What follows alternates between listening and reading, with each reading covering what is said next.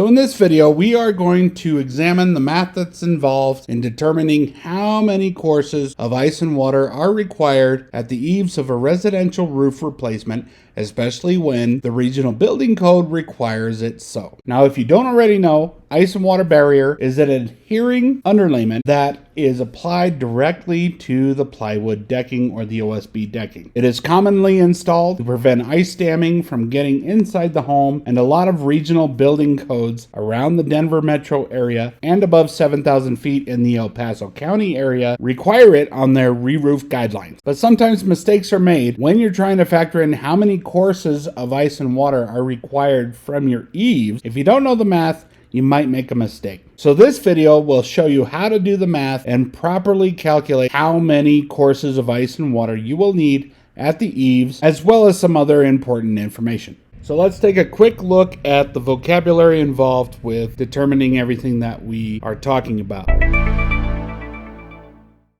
So as we're figuring out how many courses of ice and water the eaves need, let's go over the vocabulary real quick. When we are factoring ice and water, you need to know the materials on top of the roof. That's what we call the roof. The board underneath the eave is considered the eaves or the soffit board.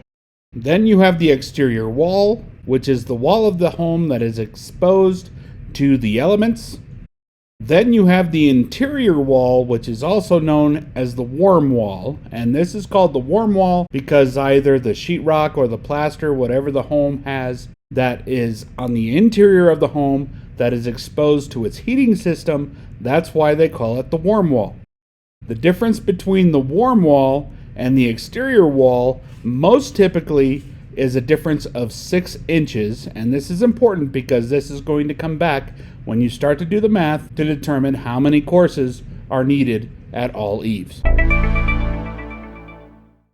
So in this first scenario, let's go ahead and say that the soffits are 12 inches and the pitch of the roof is 612. That's pretty standard. For this scenario and the next one, let's say regional code requires that 24 inches of ice and water has to go past the warm wall.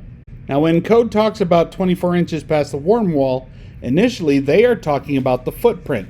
The footprint being it is parallel to the ground. So from the warm wall, it has to go 24 inches. So the steps for that is first you have to measure the soffit and the eave, which is also part of the photo checklist that you have in your field guide. So you go ahead and measure it, take a photo of it for the insurance company, and in this instance, yes indeed, the soffit is actually 12 inches. So we have 24 inches from the warm wall.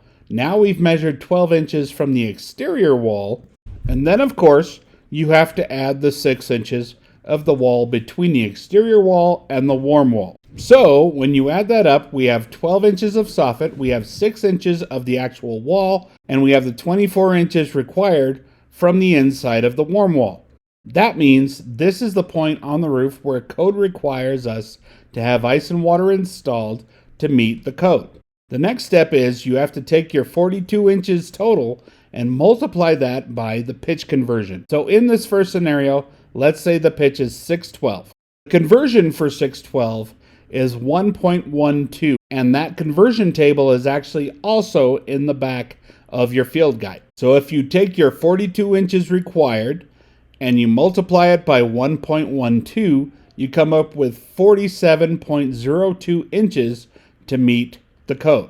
So that means when you've pitched the roof, this is where your 47.02 inches of required ice and water applies. Now every roll of ice and water is considered one course. One roll of ice and water is 36 inches wide. And keep in mind that there should be a 5 to 6 inch overlap between courses. So we have a need for 47.02 inches. We divide that by 36 inches, and that gives us a need for 1.31 courses to meet the code. Obviously, we're going to round up, and that means 2 courses are required at all eaves to meet the regional code.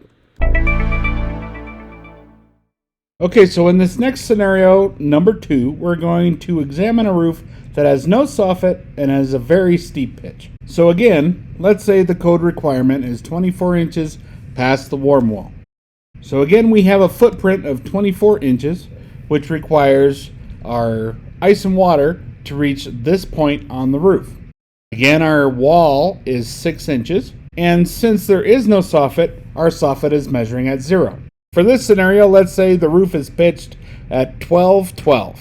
Going back to the conversion, a 12/12 pitch converts to 1.415. So when you look at the math again, we have 30 inches to account for times 1.415, which equals 42.45 inches. 42.45 inches divided by 36 inches per course equals 1.18 courses. Again, we are going to round up, and even though there is 0 soffit, we are still going to require 2 courses to meet the regional code based on this pitch.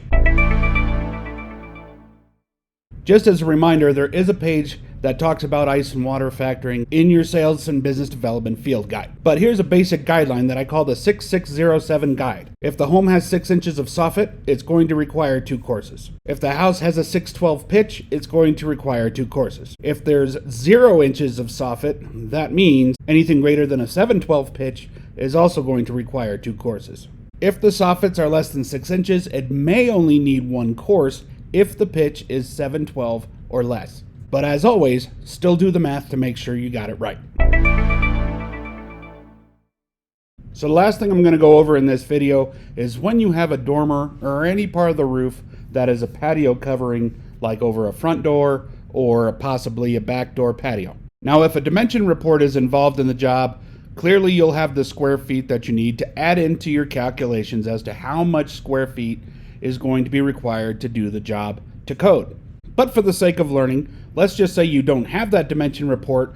This video will show you how to measure things from the ground and do the math to figure out how many square feet are needed to cover that dormer and get it past the warm wall. First off, you get your measuring tape out, and from the ground, you measure from the exterior wall all the way to the edge of the rake. For this scenario, let's say that measures at 120 inches. So again, we need to add 6 inches for the wall itself and another 24 inches past the warm wall like the code dictates. You add those up and that gives us a total of 150 inches. Next, you're going to have to measure the width. So once again, grab your tape and measure from one edge of the eave to the other edge of the eave. Again, for this example, let's say that measurement is 144 inches. Now from the ground, you're going to have to use your pitch conversion to figure out how many actual inches there are on that dormer. So in this case, let's say the roof is pitched at 7/12, and the 7/12 conversion, which is in your field guide, comes to 1.16. So you take your 144 inches, you multiply that by 1.16, and that gives us a total rake measurement of 167.04 inches. Now that you have your measurement, let's go over the math for determining the square feet. The depth under the dormer is 150 inches. You divide that by 12 inches, that gives you 12.5 feet. The width measures 167.04, and divided by 12 inches comes up with 13.92 feet. Then all you have to do is multiply 12.5 by 13.92, and that will give you 174 square feet. Now you know the amount of square feet that you need to cover that dormer and bring it up to code. And again, don't forget to refer to your ice and water page in your field guide. So hopefully this video helped you with the math to figure out the number of courses of ice and water at the eaves of a residential property that's required by their regional code. And as always, if you're having trouble figuring out how many courses are required or you get hung up on the math, ask your sales coach, because that's what they're there for and they will help you.